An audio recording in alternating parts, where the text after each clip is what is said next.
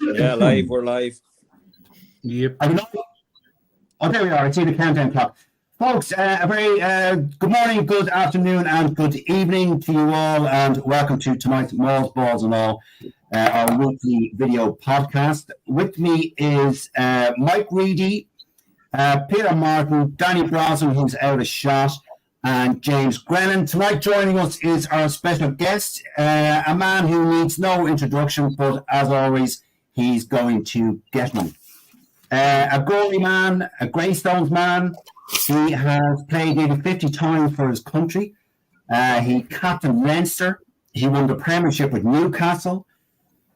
Man, he has a master's degree in BS. That's not bullshit. That's business studies. He has. He was on the 1993 Lions tour to New Zealand. He started all three of those tests and finished them. Sorry, what? And finish them. They don't finish them anymore. They only play for 40 minutes. We had to play them. Yeah, you were real men, like. Real men, exactly. He played with two gentlemen who actually went to the same school as myself, Tom Clancy and Des Fitzgerald.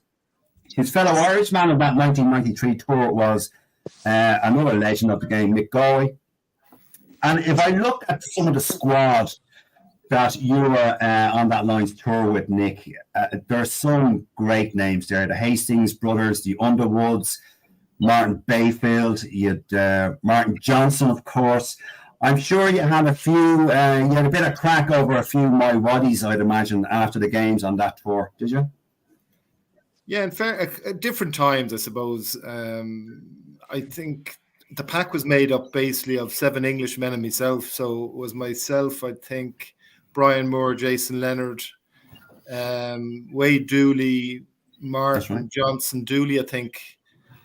Dooley went home, and Dooley and Bayfield went home at separate times. And then you had Winterbottom, Dean Richards, and Mike Teague, I think.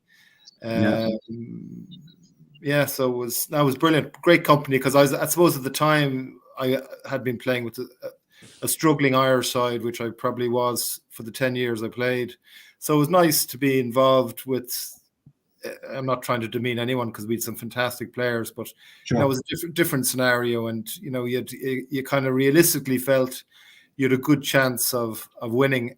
Now, in fairness, the Irish team went over the year before the Lions, and we actually nearly won the first test. But I think we kind of got stage fright, and the referee certainly got stage fright with 10 minutes to go, and we were winning. Vinnie Cunningham scored 3 tries, and sure, I suppose to sum it up, in my lifetime, it was probably, we nearly did it. You know what I mean? Yeah. But didn't you hammer, sorry, not you, but Ireland, you were playing.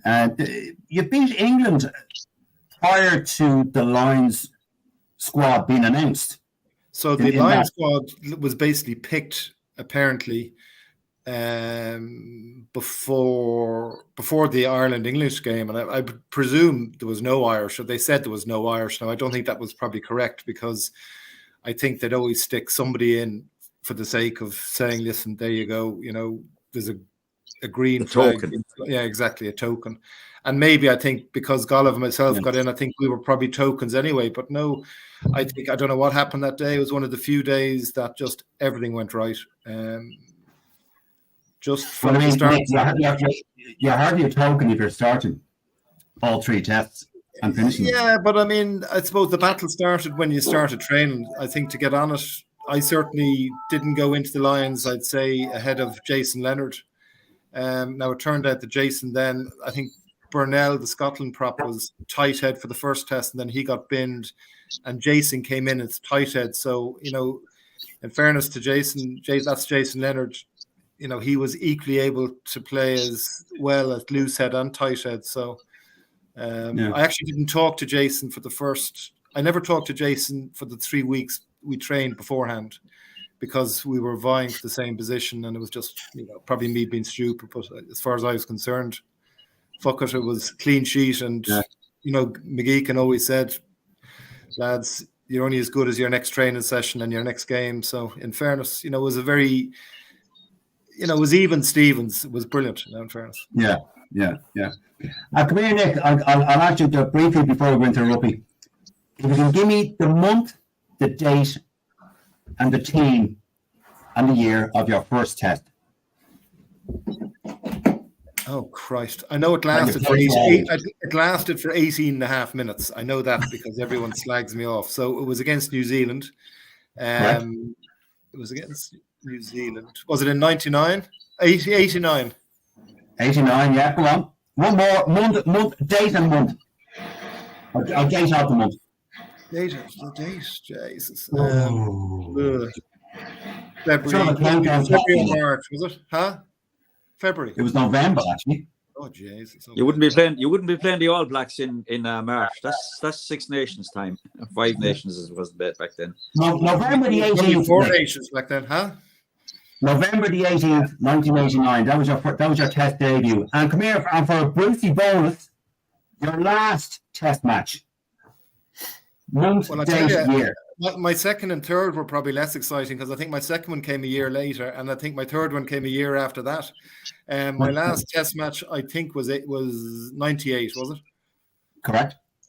Who was it against? Oh shit! Who was it against? Well, it must have been because I remember I got injured the day before we played England in a training session, so it must have been. Was it Wales? No. Scotland. Allez le bleu. Was it? It was. It was the French. On March 7th, 1998, that was your last match. I came on as a sub, in fairness. Yeah, I think they were winning and I came on as a sub and we lost, so that was nearly the end of it anyway. Oh, okay. All right, gentlemen, how are we all this evening before we start talking about Rugby World Cup games, opening weekends, all the home nations playing? Are we all well? Doing good. I see Dial-Up Danny is popping in and out there. Danny, yeah. If he tries to join again, I'll just refuse. He's gone to feed the hamster. All right. So the opening game, much hyped opening game. Nick, I'll come to you first as you are our special guest. France v New Zealand. France winning that one, I think, relatively easy, 27 points to 13. Did you see the game, Nick, or what did you think of it? Yeah, I'd agree with you. It did. Now, conditions looked horrendously hot. I know I have a young fella playing in New Zealand at the moment, and he was saying a few of the matches it's actually been snowing over there. So you kind of wonder how severe the climate change is. But I don't know. France were, I think, over 80 minutes they were outstanding. It was just relentless. Have France progressed, Nick, or have New Zealand regressed? I would say New Zealand have definitely regressed, and France have definitely progressed because, as we know ourselves from playing them and playing, Leinster playing against clubs and Munster playing against clubs. I mean, they've just got something going at the moment which is giving them an awful lot of confidence. And they're very structured. They're very their defense is incredible. Years ago, they just ran everything, and which meant they'd spill the odd try. But now, it's just they're just. But Joe Schmidt doesn't seem to be stamping his mark on anything really at the moment for New Zealand. It's kind of peculiar to see him there. He's kind of hovering on the wings, and he's neither in nor out, and you kind of wonder what's happening there at all. Yeah. Is Foster the man for the job? Is who? Your man, what's the New Zealand coach? What do they call him? Foster? Well, they want him out. Yeah. So they basically brought Schmidt in. So that's like saying, listen, maybe they're going through a transition. You're looking at them now and there's no real ferocity there anymore. That, the game has kind of changed. I suppose in our time, I played against New Zealand, I think 10 or 11 times and won once, which is not a very, very good record, but I can only ever remember the game I won. I don't really remember the games or the 10 games I lost, I suppose. Yeah.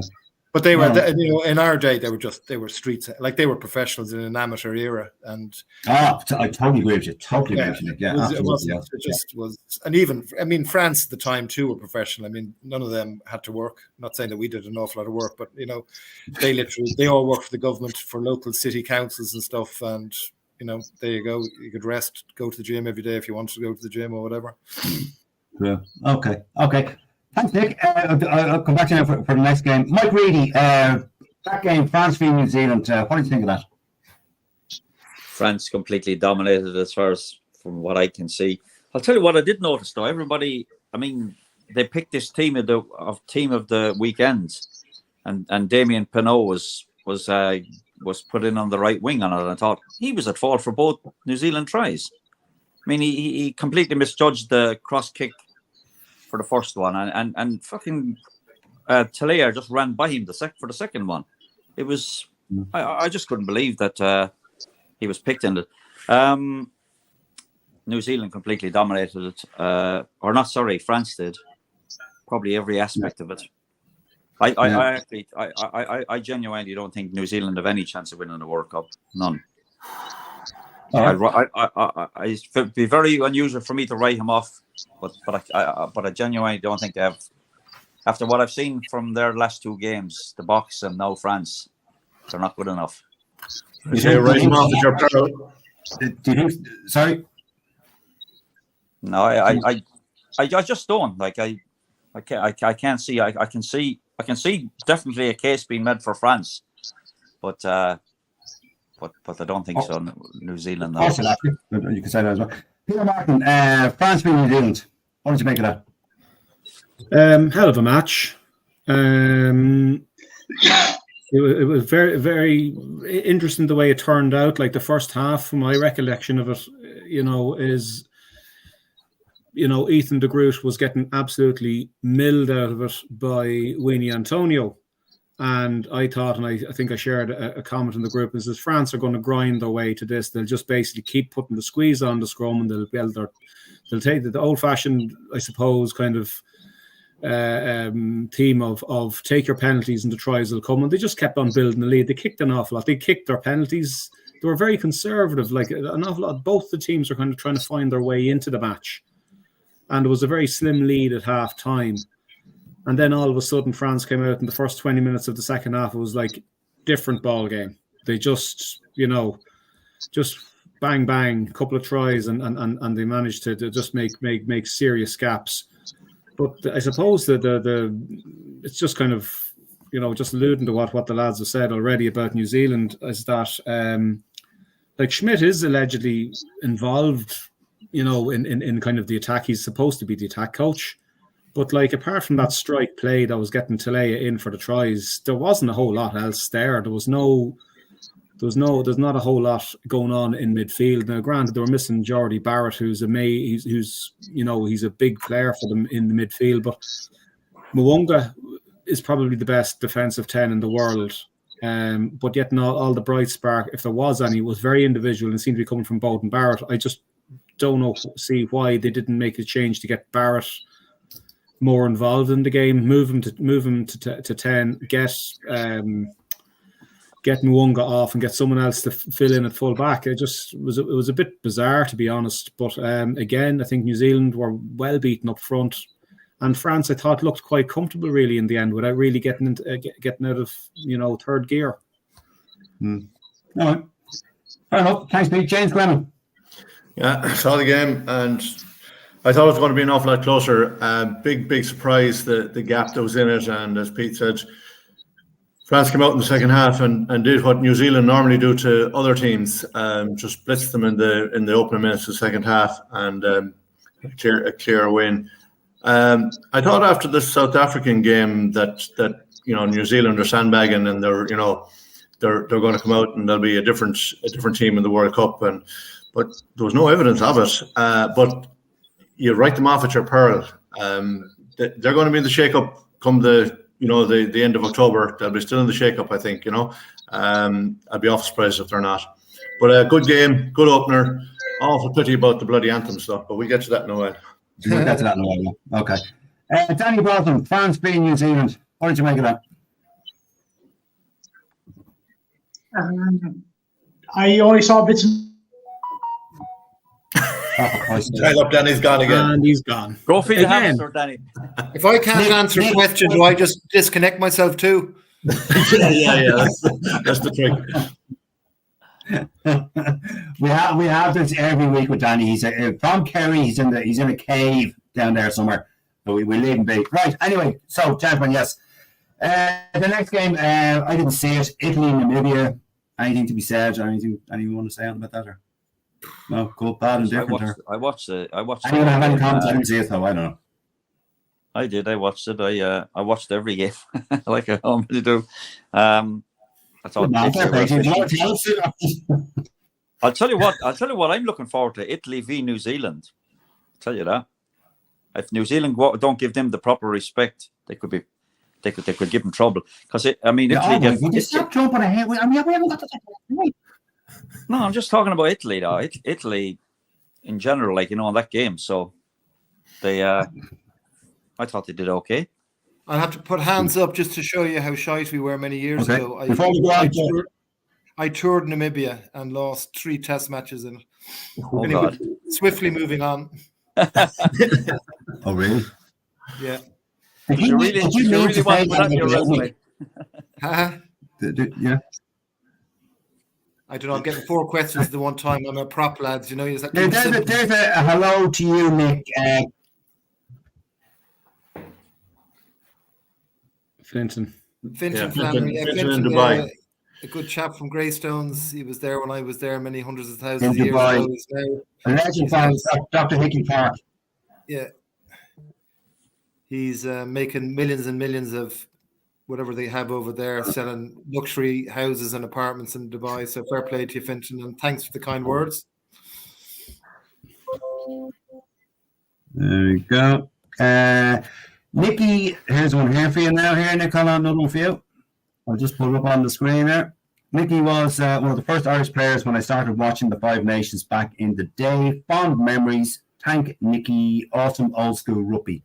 There you are now. Yeah, cheeky bastard. Old school rugby, what does that mean? It means that's kind of an insult, but trying to be a kind of, you know what I mean? It's kind of a backward compliment, isn't it? I think you didn't get paid for it. That's what they're probably trying to say. You didn't get paid? No, we got paid in cash. It was the difference. That was, all right, okay. That's another argument. We won't say anything. I'm only joking. We got no payment. You're correct. Here's another one, Nick. Another here for you. Nick was the ultimate professional. I had family out in Bray, and every time I passed the shop he worked in, he was always quality testing the sofas. He never sold a sofa he hadn't had a lie down on, according to my uncle. Harsh and fair. I worked in Argus Furniture with the late John Rochford for a long time. And funny talking about getting paid. I remember every time we toured, it was 8 weeks off work, unpaid. Yeah. So your employer had to pay you, and we were a small business, so poor old John had to fork out 8 or 9 weeks' wages and get somebody else in. And then the Lions came. I think the Lions might have been 13 weeks. So, Jesus, that was it was a long time. I think it affected his golf greatly too. So it shows you how things have changed. Brian Rigney did his knee in on that tour of Namibia. Brian Rigney did his knee in. Brian Rigney, believe it or not, he didn't do his knee in. He always had a dodgy knee for all his fucking playing career. And near the end of it, he went in for a scope because his knee was swollen, and he had no cruciates on either knee.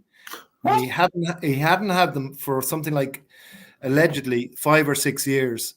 But his muscle structure was so strong, it was able to compensate. Jeez, that and the fact he didn't run very much, I suppose you could say as well. He just ran in straight lines. That's a fact. No cruciates. Cruciates, but geez, he must have issues now. He was very light in his playing day. I think he was about 22, 23 stone. So he got away with it. I'll tell you this much: you'd be a brave man to take him on. I remember we played Bective in I think it must have been some kind of a league match, and Trevor Brennan was acting the maggot, and that was the end of that. I think I stood in Trevor's foot to annoy him and try and distract him in a lie out. He turned around, hit me, and then Riggers was just there, and Riggers just planted him, and that was the end of Trevor. Off he went. You don't hear that one very often, I'd say. No, you won't. Not by Trevor, anyway. I Yeah, have a feeling exactly. that's Great man to have a go, Trevor Brennan. I have a feeling that's what they mean by old school rugby, Nick. Old school rugby. Well, Yeah. I tell you, I'm not going to bore you to death. I remember playing. I think one of the first times I played England or played it for Ireland was in England and Twickenham, and we had a 5-yard scrum, and I got a terrible box in the mouth. And the linesmen couldn't intervene. Obviously, there was no bloody, whatever you call them, TMOs. Linesmen couldn't intervene. So, who was the linesman? I think it was Clive Norling, Welsh chap, was on the line. Oh, yeah. There was a line out 3 or 4 minutes later anyway. And I was in the front of the line out. Norling was there, and he just said to me, "Pops, that was Dean Richards there." And he just said, There's another one there.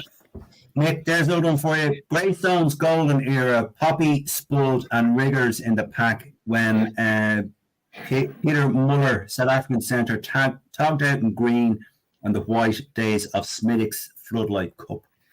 There you go. So, do you remember Peter Muller now? Vaguely. I don't actually know. Peter Muller He played was 12, didn't he?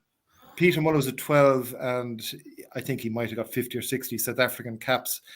Johnny Robbie, who was an ex-Greystones player, we need, I don't know, he sent him over, and Muller actually lived with myself and Spud in Bray and Alan Keys, and I'd say he just slept. He didn't do anything. He just slept all day, ate. But Jesus, he would attack a whole backline. He would run a backline, an opposition backline into touch. He was just ferocious. He could, I've never seen anything like it. And listen, I'd say he still says, asks himself today, how in the name of Jesus did I ended up in Wicklow for a year with Grace? He was absolutely an incredible player. Actually, you just a total prick now, in fairness. He was, he'd never buy a drink. He was the most untidy whoer to have in a house. Brilliant, in fairness. You reminded me, Nick, I was going to ask you a question. Who was your toughest opponent in the front row? Right, here you go. You hear all this bollocks about so-and-so being 6'2" and 130 kilos. My toughest opponent in the front row was a chap from Bective called Cathal Redmond. Cathal Redmond was probably about 5'7". I'd say 15 stone tops. He ran I think he had a fruit store. He worked in the fruit market, he was in the fruit market in Dublin, and he was he'd twist you all around. He'd twist you in circles. You'd never get any change out of him. My toughest international player would have been probably Olo Brown in New Zealand, I'd say. It was very, very hard to get him back. Yeah. Right. Just relentless. Okay. There's another question in there for you, Nick, because I don't know the answer. Didn't Riggers floor Neil Francis in a Stones / Rock game also? Is that true? I would imagine, did Riggers hit Frano in a Rock game?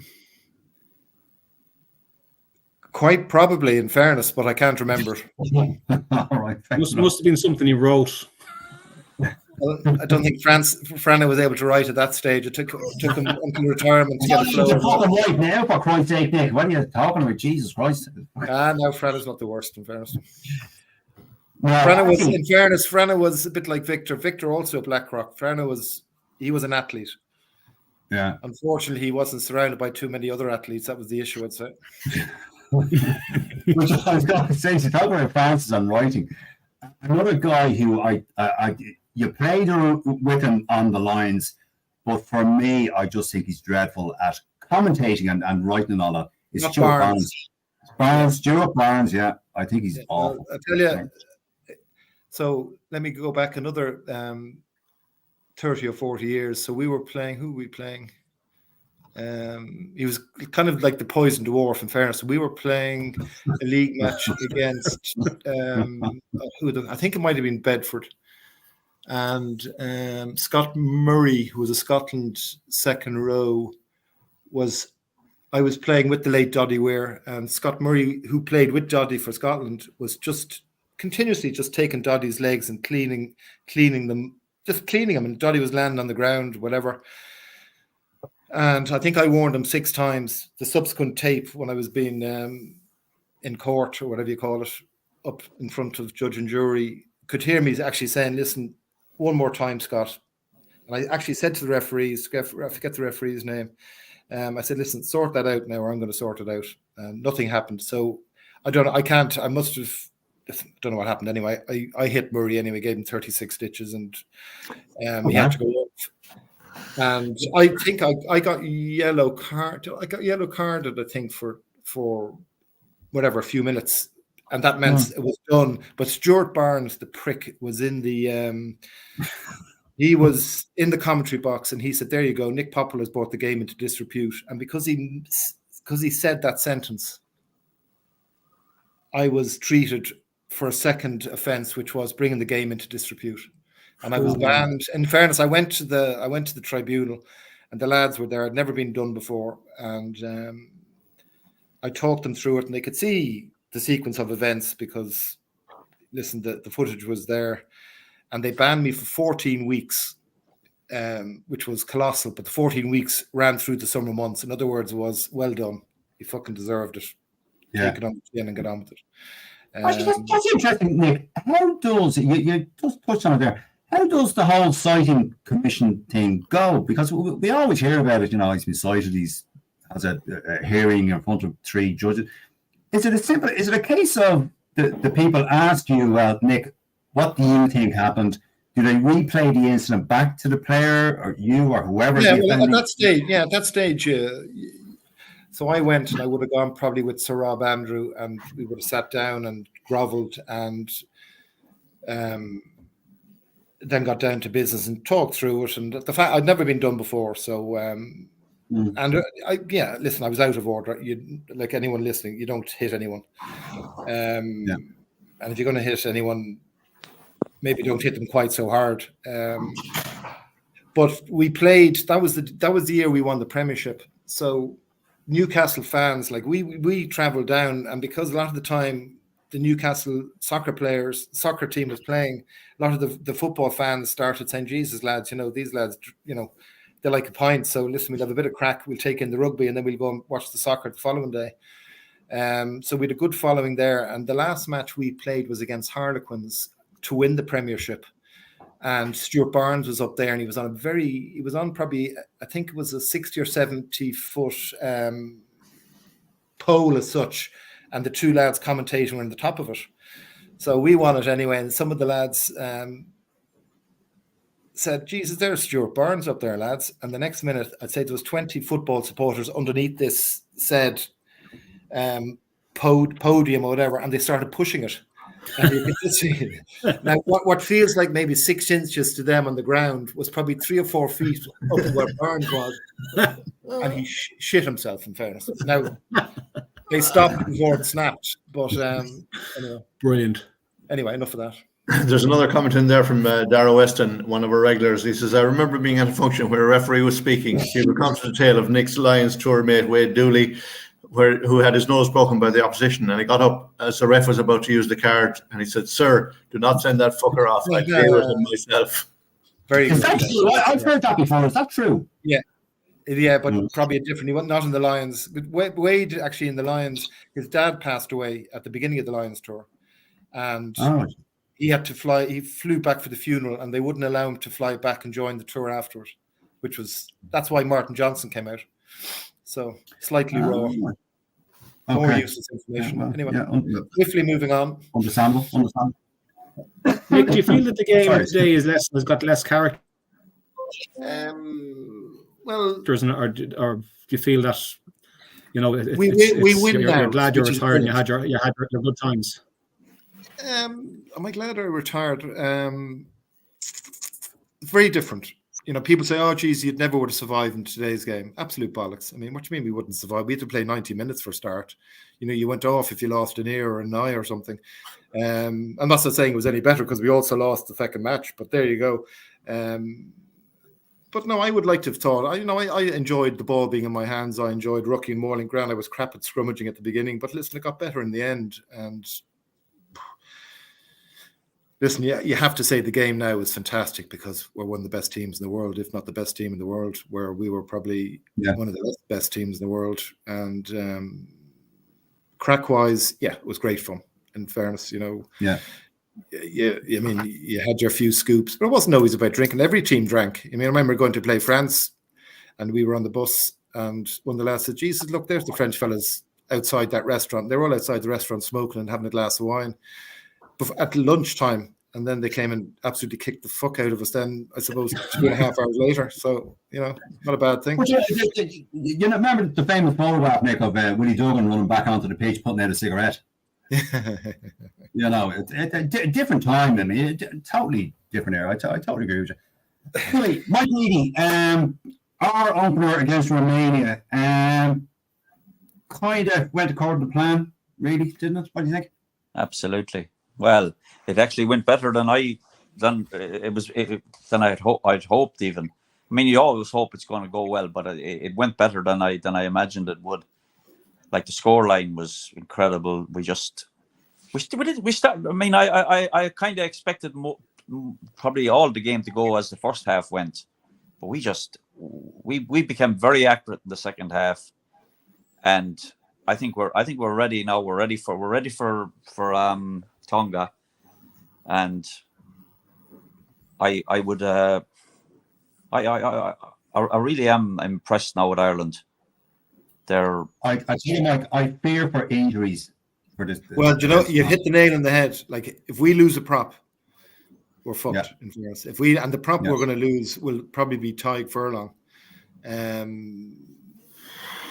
Or if we go in there now with one tight head.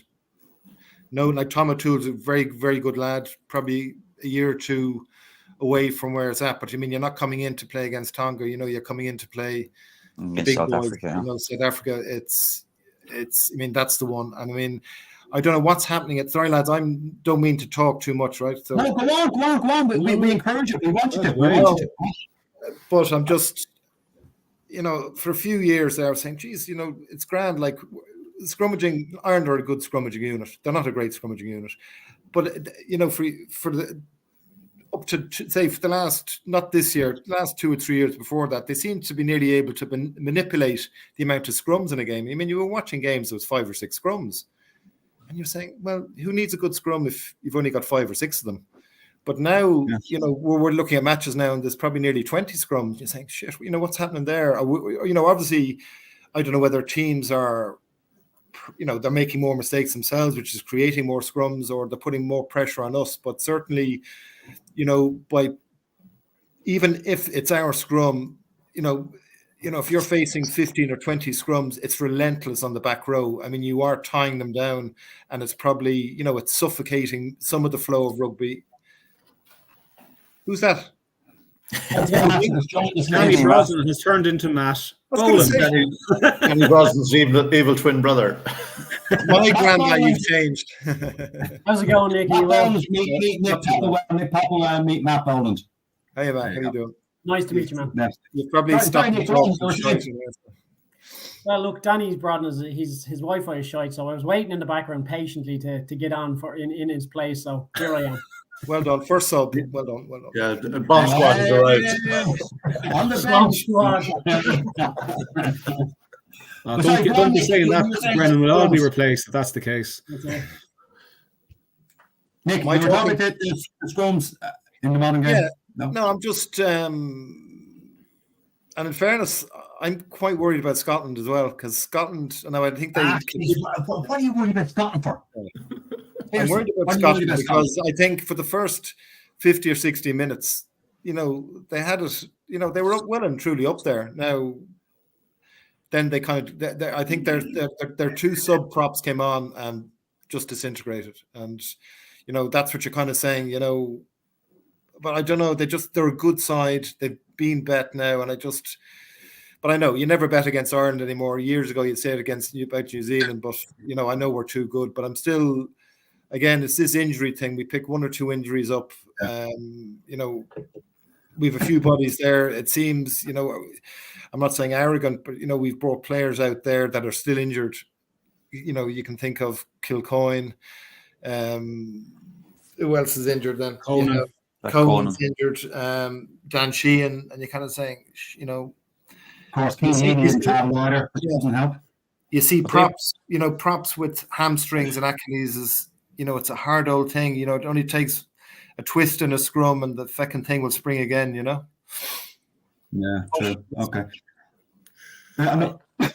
Sorry, something you throat here. Sorry. James Glenn, our opener against Romania. What do you think? I tell you, they got a bit of a fucking awakening in the first couple of minutes with a try straight away. But yeah, they switched on fairly quickly after that and wreaked havoc, like 82-5. That was a score. When you think of it, I mean, 82 points is just incredible. I see we got a bonus point, obviously, didn't we? Oh yeah. 12 tries. Just the one, yeah. Yeah. Unfortunately, you can't get 3 bonus points for 12 tries. But James, did you expect such a high scoreline though? I didn't. Well, I knew. I felt it was going to be 60 plus, and they could have ran in 100. As the boys alluded to, they sharpened up. They sharpened up well in the second half. I think it was Mike said it there. They looked a little bit rusty at the start. They were a little bit settling into it, and they got caught cold. And all of a sudden, a try. I said, "Oh shit, lads! These lads are they actually know to play rugby." And then they took them seriously, and they just wiped the floor with them. Yeah, could have been 100 points, but yeah, I didn't. Yeah, I thought 60 plus, to be honest. Okay, fair enough. I expect that was Peter Martin, but he's gone. Matt Boland, our opener against Romania. What do you think? Look, I mean, what a great game to start. You know, like starting a tournament like the World Cup is really hard. And, you know, to get into the groove of things after the kind of warm-up games where you're kind of mixing teams to get everybody a bit of game time, it was a good kind of kick off to the tournament. I mean, as James said, I was expecting maybe 50 or 60 points a win, but 82 was something else. But like this team, like I've said it before, like when they go down or they go behind, they don't panic anymore. They just stick to the game plan and they get on with it. They're resilient. And I think like going forward, like they're only going to get better. You know, they'll get tested this weekend, but I can't imagine we're going to lose against Tonga. And the other thing I forgot to mention, even Peter O'Mahony was surprised that he got man of the match. Our man Bundy was in beast mode, absolute beast mode. Absolutely. Again, Bundy should have been man of the match, to be honest with you. Yeah. Aki played out with skin. He had a great Peter game. came off and he actually asked a question, really? Yeah. You know, he knew himself it shouldn't have been. Like he scored 2 tries, fair play to him and all, but like I'd say Bundy won't be worrying too much about that anyway. Not at all. Those accolades are just fucking. They don't mean anything to them. They do, I suppose. They give him a little bit of a boost. Yeah. It just means his Mrs. Jessica has to make room on the mantelpiece. Peter Martin, our opener against Romania. Yeah, just as basically what everyone else has said. You know, an early wake-up call. 3 minutes we're under the sticks, and then we just absolutely hit through the kitchen sink at them. The only thing I would say, like, if you're to give it a rating out of 10, I'd give it a 9 out of 10 rating, or 8.5, 9. The line out is still a bit of an issue, and it's an issue. And I actually messaged Brett Igo about it. And he reckons that basically we haven't moved with the trends as regards, like, basically that he's saying the opposition have us figured out. Because I asked him, is there more layers of, you know, complication, sophistication being added in? He said no. He says we're being figured out. So, you know, Paul Connolly's. No, it's not good. It's not good. Seeing as everything we do and all the good teams, everything works off the line out. Like Brett actually threw up a thing on Twitter, a graph showing line out accuracy, and guess which country was the worst out of every single nation? We were 66%. It's not good enough. No, you're right. You know, like Fiji. I was going to say actually, Fiji were absolutely incredible. You know, they were hitting the man at the back. Fiji had 92%. Incredible. We'll come to the Fiji game in a minute. Sorry, go on. You finish your point there on the Irish game. I didn't. I was making a point about Fiji. I was just saying, I was just outstanding how. Oh, sorry, I thought you were on to me. Was my name not Pete? No? Nick, come on, pay attention. Come on, pay attention, Nick. Come on. I was never great at line-out calls, actually. You know yourself. We used to have. I remember a good friend of mine, John Murphy. He got one cap against Australia, and he only got picked the week before the Australian match. And Willie Anderson was head of the forwards at that stage, and Willie loved his line-out calls, and he loved the variations. And poor old John Murphy, like myself, not the brightest probably, had to learn 30 line-out calls, as well as trying to mentally get up for his first international cap. And years ago, we in Greystones or growing up, you had all these calls, but at the end of the day, if the scrum half had his hands on his knees, it was going to the front. If he had his hands on the middle, it was going in the middle. And if he had his hands in his head, it was going down to the back. And that was as simple as it was. And it was just, anyway, pandemonium. It didn't go too well on the line-out day that either. So, Yeah. I think the Irish line-outs, certainly, it seemed to be timing, which was probably maybe there's if it's down to timing, that's grand, because we will get better. There's a good point in there from Kev O'Hanlon. He said Thornley and co were debating during the week if they're holding back a lot of set plays so that the Saffas or South Africa have no footage to go off, and that they're not concerned about the line out at the minute. And I probably agree. They may be doing that. I think Paul O'Connell is definitely going to have something up his sleeve. Isn't he the guy who famously started to learn Afrikaans so he could learn the South African line-out calls? He could understand them. Yeah, but the only thing, I mean, to be honest with you, every training session Ireland have, they're going to say they're closed sessions, but you're going to have some feckin' twat wearing a blue coat, or you're going to have a drone up in the air, and that's just the way it is. So listen, everyone knows exactly what everyone's trying to do. That has already been raised. That's somebody. They said that was the All Blacks have raised it. Somebody has already, a tier 1 nation has already asked. Apparently, somebody put some sort of inquiry and flew a kite, whatever the fuck terminology you want to call it. Is there an issue with that? Does that contravene any rules of the game? Well, it's probably the spirit of the game, but and everybody's going, here we go. I wonder where is that coming from? What I mean? I think the Box with the disco lights, probably. I think the Box really like to contravene rules of the game, don't they? They're looking at their second director rookie is Raji Erasmus, the biggest fucking traffic lights and all bollocks. Fucking rookie at the moment.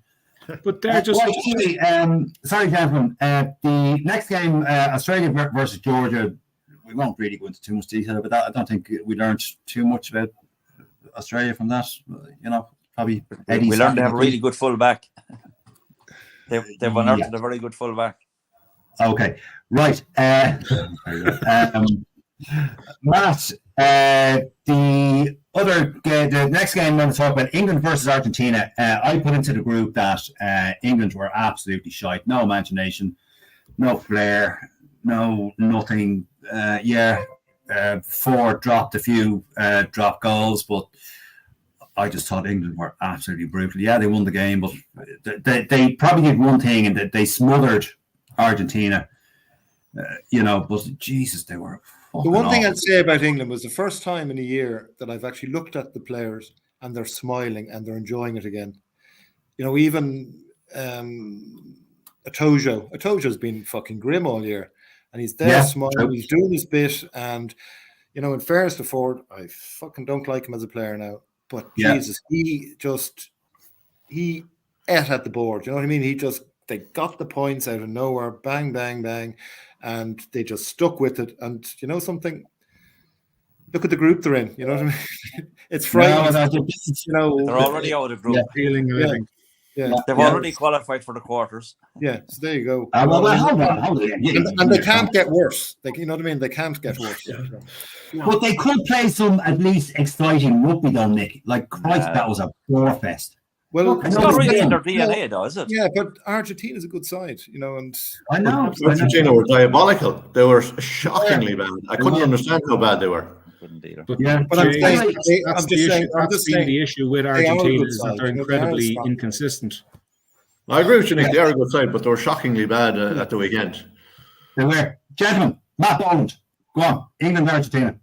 Yeah, well, look, I mean, I actually thought Argentina were going to win that game, and I mean, their handling, they weren't in the game at all. You know, I mean, credit to England. I mean, they didn't really do much other than give the ball to George Ford and he knocked it over. I mean, he was banging over drop goals from nearly halfway, which is very impressive. But like alone, he kind of ran everything, controlled the players, and literally just got into the pocket when he thought he had a chance of getting a drop goal, and they won the game. I mean, fair play to them. I mean, they probably shouldn't have won the game if Argentina had been fully on and fully alert and didn't have so many handling errors. They probably wouldn't have. But, you know, you got to say credit to them because they got the job done. And in a World Cup, it's all about getting the job done. And that's it. They won. They did. Right. Fair enough. Mike, a brief synopsis of what you thought about that England Argentina. Yeah, I just echo what Matt just said there. Nothing. I mean, Argentina just didn't function at all. I think England fronted them up though. Their line speed, the English line speed, and to the breakdown, they were a lot better than they have been in probably since the last World Cup. But they fronted up, and George Ford took his 3 drop goals and 6-7 penalties or something, and the rest is history, shall we say? It's they've basically qualified for the quarter final on that result. Yeah. Okay. I know it's a bit presumptuous, but no, I know what you mean. I know what you mean. Nick, I know you've already said a few things, but that particular game, England Argentina, do you think if England play like that up against France or us or South Africa, I don't think that game plan will work. No, 100% not. But I mean, at the end of the day, if England get to the quarterfinals, which they're going to do, you know, look what they've come from. I mean, they're a bit like Wales, not quite as bad as Wales, but you know, Wales were ecstatic, you know, beating Fiji and in the manner they did it, you know, whatever. But you know, it's it just shows you how low they've actually gone, you know. Yeah, no, fair enough. Yeah, fair point. Yeah, I mean, England are, as again, the pool system is just no one's fault. I know it was misjudged. Oh, don't get me fucking started on that fucking pool system and the way they announced it. Sorry, thanks, thanks, Matt. Thanks, Mike. James Brennan, England, Argentina. Brief synopsis on that. What do you think of it? I thought Argentina were woeful, and England did the job. They did what they needed to do, and as who's on the comments here, Ger Brennan says England can afford to be dull on that side of the draw. So that kind of says it all. Yeah. All right. Peter Martin, did I ask you? I got confused, but yeah. Look, the only thing I would say about that game is that Argentina, if there was another 9 games played, I reckon Argentina would. If there was another 9 games played between the two nations, Argentina win all 9 of them. Yeah, that's my view. Argentina, like, you know, haven't seen them during the Rugby Championship. They really put it up to South Africa. They've beaten New Zealand. They've beaten Australia. They're a well capable team. It's just that one of those things that it just, you know, they didn't come out of the dressing rooms really, and they were just god awful. And Ford found a way to get the job done with England, and they got their points. Get the fuck out. That's it. Job done. And you hate being simplistic either. You know, England man down 14 men. You're kind of there saying, "Oh, here we go, lads." Bring it down a gear now. Just stick it tight, and we'll just you know, the spaces will suddenly appear, and we'll score. And sure, it just fired England up, and you know, it worked more in favour of England than probably Argentina. In fairness, the way it came. They're used to playing with 14 now, aren't they? Nick, let me ask you a question now. Going on that performance and the subsequent ban that Farrell had, would Ford be a preferred 10 to Farrell at this stage?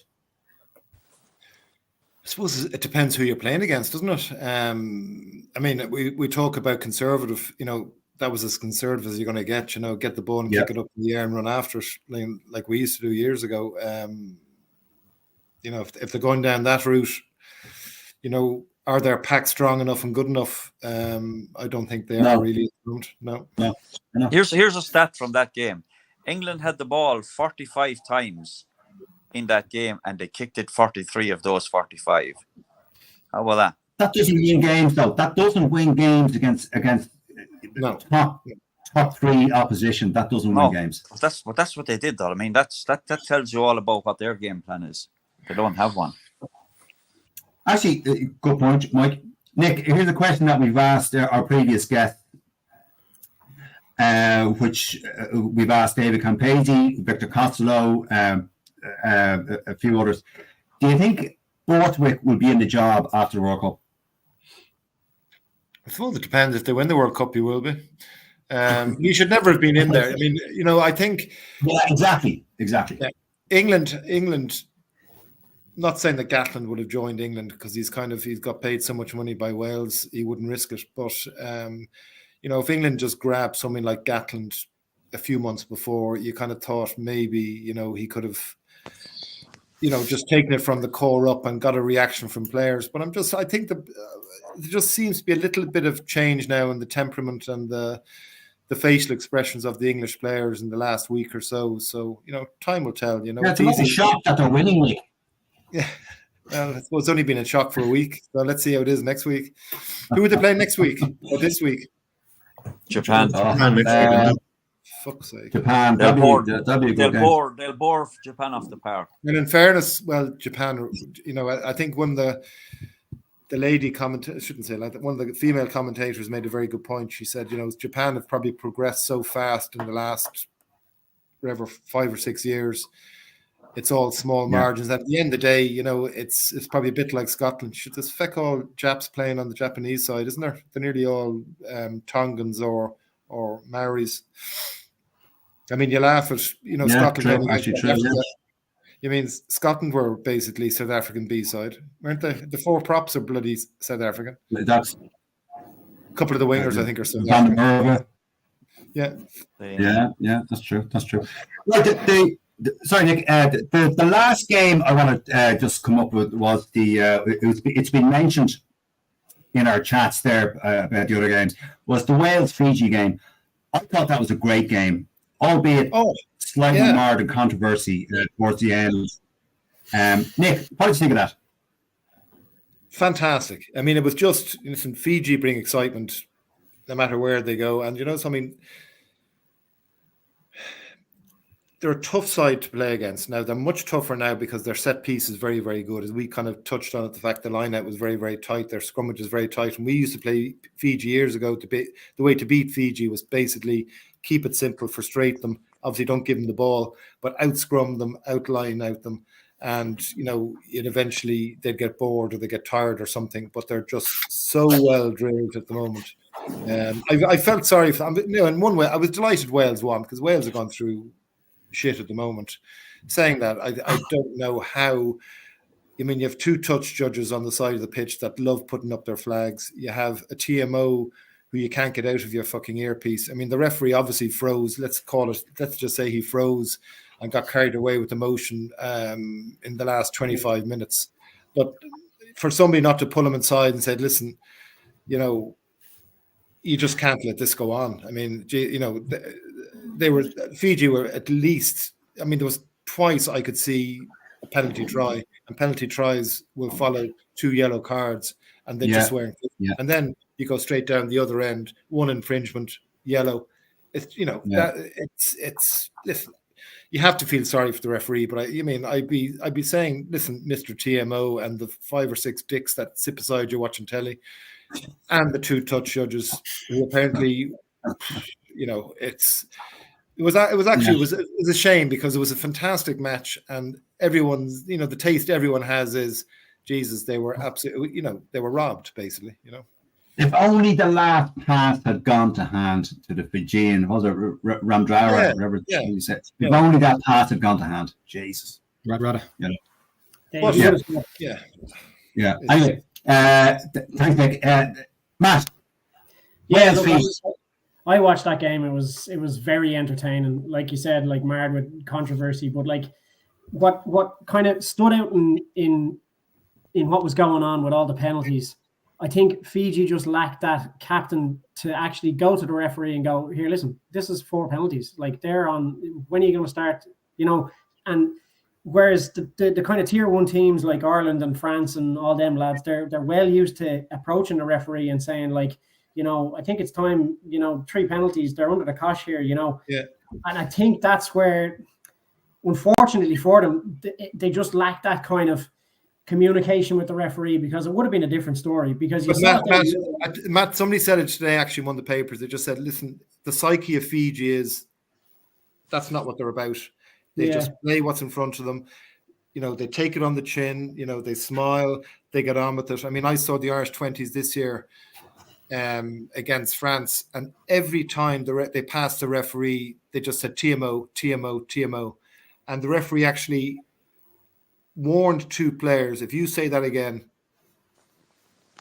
there could be a consequence here. You know, every time they passed him, it was TMO. You can hear it on the thing. It was absolutely, and then they got told, of course, by France, but TMO, TMO, TMO. And that's, I actually, just to totally distract from another issue, I was actually looking at some of the head-on heads, and I said, you know, to be very, very cynical, you know, you're nearly saying, Jesus, there's a head-on head. But to me, it looked as if the ball carrier was nearly moving his head towards the tackler.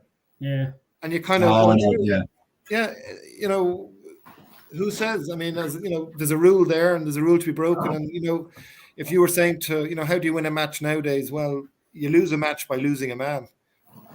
Or 2 men, you know, so it's, you know, well, you have a rule like that. If head on head is at least 10 minutes. And if you can basically create that situation with the ball in your hand, you know, anyway, back to what we were talking about, Fiji. Apologies. But like, you see the inconsistency though with like Jesse Creel, like, as well. So like, I mean, like, the referees in the team always are kind of slipping up and they're missing things as well. But, you know, look, my heart went out for Fiji. I mean, they were like literally an inch, and he would have caught that ball, and he would. But then again, you could argue really with again, they're there to run the ball, and with better management. I mean, if they just dug it out and just went, you know, 6 inches, 6 inches, 6 inches. Well, after an hour and a half, they didn't try. You know what I mean? But they didn't. Fiji are always going to swing it wide, and they didn't have to go that wide. And you know, that was a risky pass. Now, he should have caught it. But listen, great match. You know, match of the weekend. 100%. And neither side are going to progress. It's harsh to say. Wales, Fiji. What did you think? Yeah, great game. A couple of things. The reffing decisions. It was the one match of the weekend where I was absolutely screaming at the telly, like, how the hell are they not getting carded here? How the hell is it not going on? One of the other forum, or one of the other pages that I'm a member of, it's an international group. A Fiji fan came on and said, "Listen, enough with the pity for Fiji. We lost the game. We've accepted it. We want to move on." But to your point, Nick, that seems to be their mentality. They take it on the chin, exactly, and they move on. But horrendously bad decisions, but hugely entertaining game. I'm thinking the ref reviews, they were probably uncomfortable for a lot of the refs this week, because I know they do reviews after the games to see how they performed, and I'm sure they were quite uncomfortable for a number of the refs. And we'll probably see. Well, I'm hoping to see a better standard this weekend coming. Yeah, but the way the TMOs now interrupt so much stuff, and the emphasis is so much on a player, or 30 players. I suppose there is going to be a panic button, at some point where they say, "Lads, this fella's fucking lost it. Let's put one of the lads on the touch on," and just because there's a lot of money at stake now for a start. You hate saying it. And I'm not saying anything, but I remember playing in Newcastle and we were winning reasonably well, and the lights went off, and it turned out there was a lot of money on Bedford to win, So you have to know jokes. Yeah, I know it sounds. I'm not saying it, but I'm just saying who fucking knows. You know what I mean? It was so bad. You'd nearly say to yourself, lads, is there a reason for this? Because Christ Almighty, I'd say 4-year-old kid could see there was something bloody blatantly wrong. That thought did cross my mind, and I said it to my young fella here. We were looking at the match together, and I said, I wonder has the ref got money on this or something, as a joke. But well, I would hope he had. Yeah, I would hope. I know that's. Peter Martin, the Wales Fiji game. Yeah, just basically echoing what the lads have said. Refereeing decisions were awful, but by Christ, they're so good to watch Fiji. Like I coach under 12s, and I was saying to me eldest Callum, I said, Callum, you just watch how Fiji play and the way they play. It's simple rugby. There's no complication of ball out the back in midfield. It's basically, there was one or two occasions like when Radradra got the ball and he sped up. I mean, it was like you're holding on to the seat, and he just, when he hit the Welsh, when he crashed into Tompkins or whoever it was in the centre, Christ! Their first try went straight through. Unbelievable. They just, it was just fantastic to watch. Look, it's been said about the refereeing, but what another point that was said as well is that Fiji are probably 2 World Cup cycles out of a semi-final. Yeah, the way with the development of their players, the Fiji and Drua, having watched the way they came together last year. Last year was their rookie year as an outfit. That has done so much for that bloody team, and another season of it, and another season, and another season. Yeah, and like don't forget, like Fiji have the Stardust, like Tuisova, the winger. Holy shit! Like he can do flipping everything. Like Like Fiji, just they're so close to being the Harlem Globetrotters of rugby. In my opinion, by rights, they're the most natural rugby players on the planet, and they should be kind of moving towards world champion challenging status in the next few years. Once the money is there, they get a bit of more encouragement. Their set pieces improved so much. They're going to flit their people in a few years' time. They really, really are. Once things keep going, unless someone pulls the plug on it, they'll keep going. I suppose the issue there. I'm conscious of time, so we're over an hour. Sorry, go on, Nick. Right.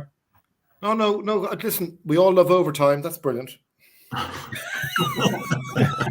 Can I ask a question here before we go? There seems to be a concern that there's a directive coming from World Rugby about replays during the course of this weekend. Replays of incidents. For instance, the Jesse Creel incident was never replayed. So is there a directive coming from World Rugby that, or is it just, are they taking it upon themselves? The TV coverage seems to be. I don't know. You'd like to think. I mean, the last thing. I mean, you can dissect. We could dissect every game. I mean, you can dissect them all. And yes, so and so is given a yellow card. But actually, if you pin it back, well, maybe a man should have got a yellow card as well for standing on somebody's head or something. You know what I mean? You can actually. Yeah. Where do you stop? I mean, is it going to be about the rugby, or is it going to be just picking? No, but there are certain instances like that Jesse Creel thing that was never shown. It was never. Where do you stop? Then you can show. I mean, if we really, grand, if they miss it in a match time, grand, they miss it. But I mean, if we're just going to be, if we're just going to be concentrating on all the negativity for the rest of the week, fuck this. You know what I mean? I mean, let's. Like Fiji at the end of the day, they got absolutely hosed. As far as I'm concerned, they were cheating. I know you're dead right. I mean, it's ridiculous, but I mean that's you'd like to think that's something internally that'll be fucking sorted out because. But I mean, to be thrown, I think it muddies the water on some of the great rugby that's been played. Just absolutely, you're shading people as such. Matt Carley actually gave Wales 4 warnings. Mm-hmm. In the second half of that game, and no yellow card to go with it. Yeah, it was embarrassing watching that. So really, but anyway, we're well over that. We're 1:04. We're well over time, yes. And gentlemen, I'll leave you with this: the Wales clocked up 17 penalties 1 yellow card after 4 warnings. Fiji had, I think, 7 penalties, 1 yellow card. Yeah. Leave us Tells with you all that you need stat. to know. Gentlemen, Matt Boland for joining us late due to Danny Brosnan's dropout. Matt Boland, thank you very much. Mike Reedy, thank you very much. Peter Martin, as always, thank you very much. James Grennan, as always, thank you very much. To our special guest, Nick Popperwell, it's been an absolute pleasure. Thank you so much for your time. And we will hopefully have you on again First class, Nick. to Well done. discuss all things rugby. Gentlemen, good night, good evening. Take care. Cheers, Nick. Bye-bye. Bye, Good lads. night. Nick. Bye. Cheers. Night, everyone.